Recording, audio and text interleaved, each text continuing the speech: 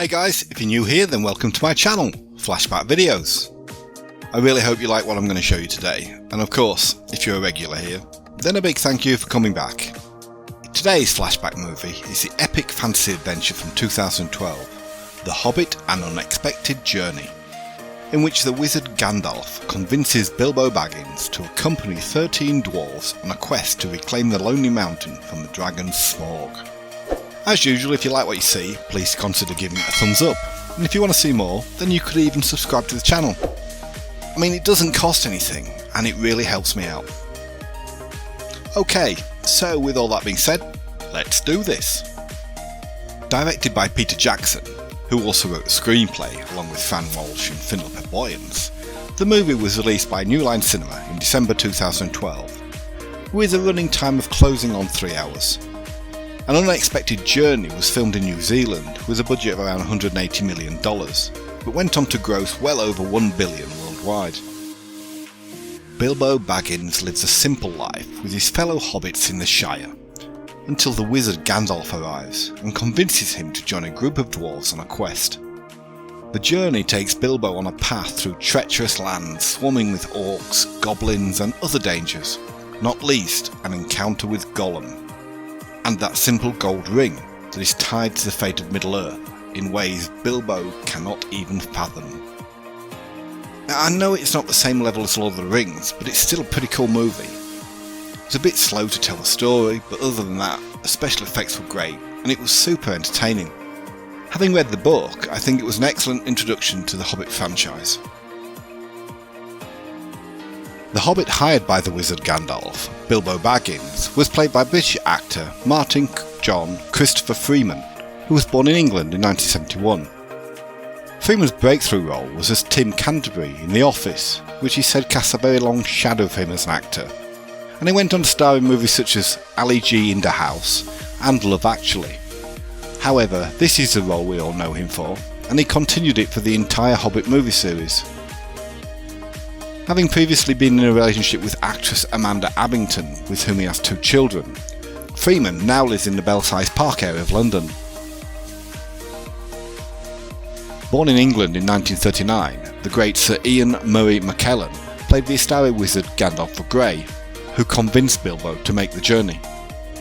McKellen began his career on stage in the early 60s and made his big screen debut at the end of the decade, starring in 3 movies: The Promise, Alfred the Great and A Touch of Love.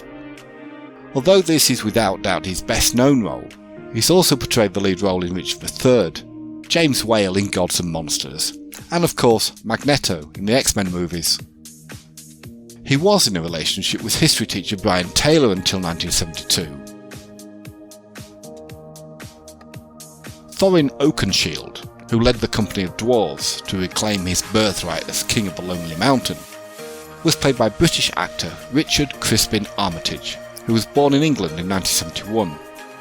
Armitage first pursued a career in musical theatre, but after doubting if it was the right career path, appeared on TV as John Standring in 2002's Spark House, going on to take the lead role as textile mill owner John Thornton in North and South. On the movie front, he's also appeared in the likes of The Phantom Menace and Ocean's 8, but this is the role that brought him international recognition. The dwarf Dwalin, who is the brother of Balin, was played by Scottish actor and author Graham McTavish, who was born in Glasgow in 1961. McTavish's first professional role, in 1986, was in an episode of Return to Treasure Island, which starred Brian Blessed as Long John Silver. But most recently, he's been seen as trainer Tommy Holliday in Sylvester Stallone's Creed.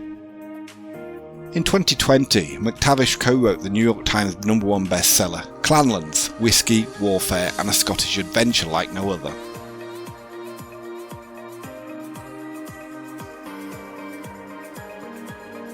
The elf Galadriel, who rules Lothlorien with her husband Celeborn, was portrayed by Australian actor and producer Catherine Elise Blanchard, who was born in Melbourne in 1969. After hitting the spotlight with her performance as Elizabeth I in 1998's drama movie Elizabeth, Kate is well known for starring in a whole host of successful movies during her career. She won her first Oscar for Best Supporting Actress for her role as Katharine Hepburn in The Aviator in 2004.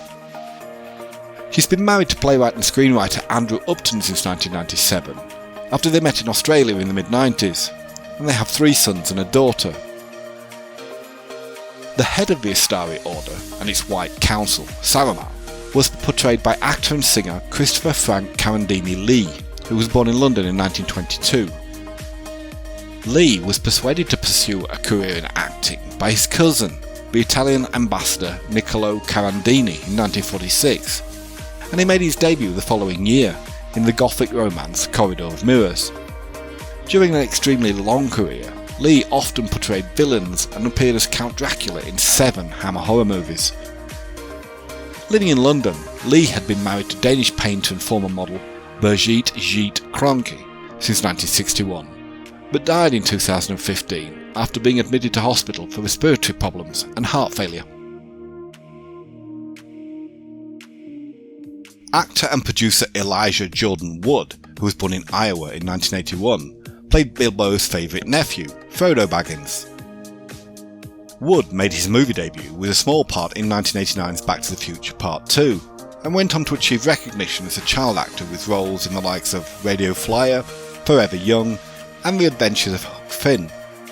Currently living in Texas, he's been married to Danish movie producer Mette Marie Kongsved since 2019.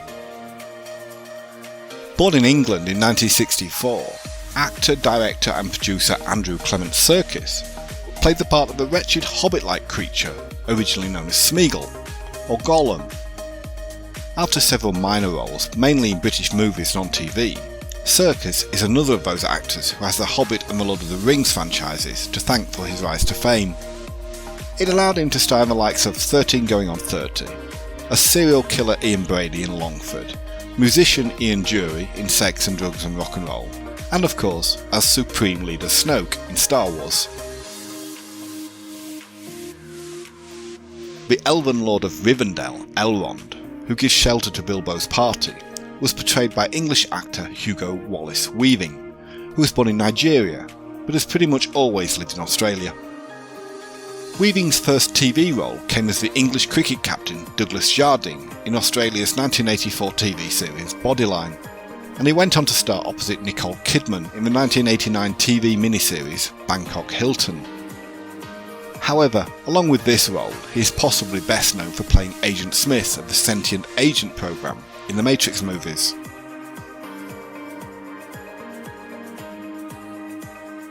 Scottish actor Percy James Patrick Kent Smith, who is known professionally as Sylvester McCoy and was born in Dunoon in 1943, played the wizard Radagast Brown. Kent Smith first gained prominence as a physical comedian and appeared in numerous TV shows before becoming well known for playing the 7th incarnation of the Doctor in the long-running TV series Doctor Who. Kent Smith, or McCoy, is married to Agnes and they have 2 grown-up sons.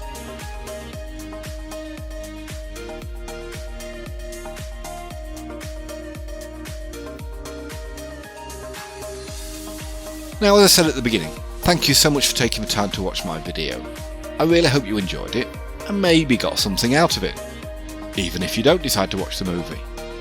Once again, please don't forget to smash that like button, or even subscribe to the channel. You know you want to, and it is free,